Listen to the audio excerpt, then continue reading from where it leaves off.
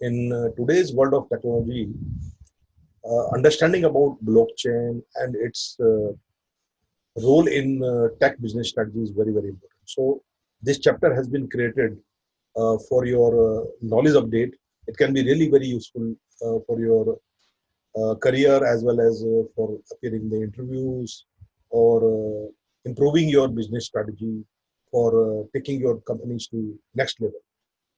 So, what is blockchain? Blockchain is a disruptive technology which may be a revolution or it may be a bubble. So, there is a lot of debate, excitement, criticism, and a lot has been debated about blockchain. In this milieu of criticism and debate and excitement, blockchain technology is being used in last few years in very useful in business models, different business models, in creating new innovative ideas, in creating new innovative services and products, as well as in the governance, in financial sector, in healthcare. There are so many applications of blockchain, and with the understanding of this technology increasing among the society and the people and the businessmen and the politicians and the governments, what is happening is that the application of blockchain is increasing drastically. So, in all probability, it is going to be a revolution rather than a bubble. So, let's see what we have in store in this chapter for you to understand about blockchain and tech business strategy and its story. So, friends, the session will contain the details about this technology and its role in tech business strategy in such a way that the aspects of this topic are covered in these five themes. The first theme relates to the introduction of this technology because it is very, very important to make you understand in the introductory part that how this technology can really help humanity and the society. It is very, very important. So, as the famous venture capitalist Mark Andreessen has said that it is an important advancement in the technology of no match after the advent of internet. So, so much of importance has given to blockchain. And the second section talks about more the technical part of the blockchain and the so-called cryptocurrencies which are connected with this blockchain. One of the most used application of blockchain actually happens to be the cryptocurrencies, and the two terms are making the headlines in all the technical new research papers and journals, and these two things are appreciated as well as criticized by different sections. And then, friends, in the third part of this session, we will be talking about some of the case studies dealing with the strengths and weaknesses of this revolutionary technology. So, these case studies will give you a fairly good idea that what are the advantages and what are the disadvantages of this technology. And by understanding that, you will be able to know how you can apply this blockchain to create your innovative business models, innovative ideas of services and products. And then in the fourth part of this session, we'll be talking about the social, political, economic, and technological implications of this new revolutionary innovation. So, what is the impact on the world business environment and the social environment? So, these are the aspects which will be covered sporadically in this session. And finally, we'll be also discussing about the future prospects of this technology. the blockchain as well as the cryptocurrencies, which are famously called as cryptos. So the future of cryptos we'll be talking about. What does the future hold for the technology and its applications, especially? So we'll be focusing a lot on the applications of this revolutionary technology, so that you will get an idea that which are the areas where you can innovate your services and your products to have a successful business. So, friends, here we will be talking about the cryptocurrencies and blockchain, their recent use by some of the world most famous agencies like United Nations. So we'll be talking about how United Nations benefited from this technology in their World Food Program for the refugees, Syrian refugees in Jordan camps. So the technology is real, the solutions are real.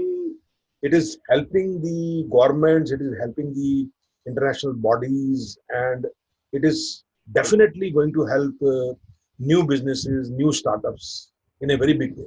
So, friends, talking about the United Nations problem which they faced in 2017 to serve the Syrian refugees staying in Jordan, camps set up by United Nations, and the United Nations really wanted to supply them with food and groceries and the daily supplies through the super stores which they had set up in those camps.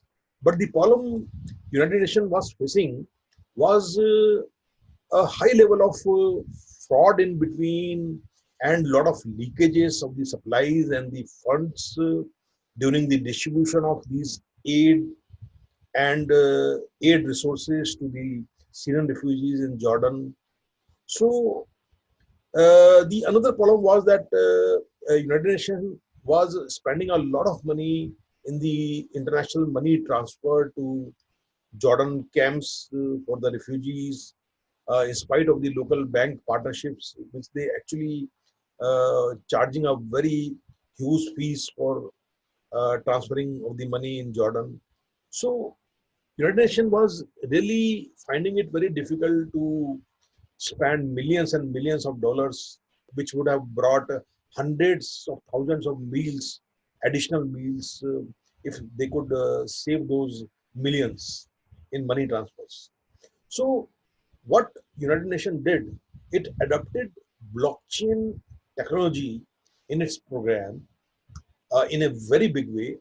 And what they actually did was that the money was transferred through cryptocurrencies, blockchain based cryptocurrencies, avoiding the local banks, and also the data of the refugees was put in the databases linked to blockchains, which were tamper proof, and there was no possibility of any fraud. So uh, the result was the United Nations found that this adoption of blockchain technology was a great boon in their aid efforts for the refugees in Jordan.